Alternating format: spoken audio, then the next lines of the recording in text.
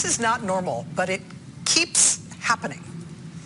Around 1 o'clock Eastern time this morning, Reuters published a tiny little blurb, literally 3 sentences long, that was sort of a major piece of news. President Trump would be talking on the phone to Russian President Vladimir Putin sometime today.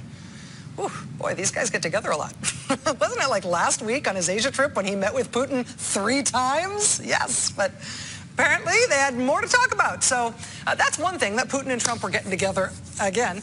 But there's this news about them getting together, how we learned about this. Reuters was the first English language media outlet to have this news about the new Putin-Trump meeting today. But it wasn't a Reuters exclusive. In fact, it was third hand. They got what they got from something called Interfax, which is a Russia-based news agency. And where Interfax got this news was from the Kremlin.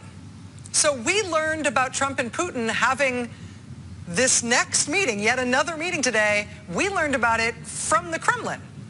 And it's not the first time the Kremlin has scooped all American media and the White House with big news on the behavior of our own president. Less than 2 weeks ago, it was a Putin staffer who informed all of America that his president would be meeting with our president on the sidelines of that Asia trip, that Asian Economic Summit in Vietnam. And that wasn't the first time either. In May, President Trump met with the Russian Foreign Minister, Sergei Lavrov, and the Russian Ambassador, Sergei Kislyak, also known as that guy who everybody in the Trump campaign can't remember meeting.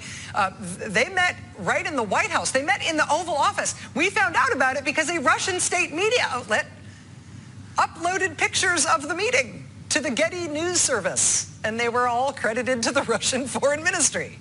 I mean, the White House does have an entire department with people whose salaries we pay that's devoted to communicating the president's whereabouts and his actions to the public.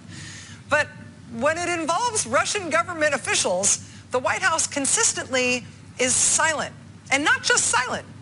They're ceding control of the narrative to the Kremlin. The Kremlin tells us what Trump does with Putin. We don't get it from our side. Why does that keep happening?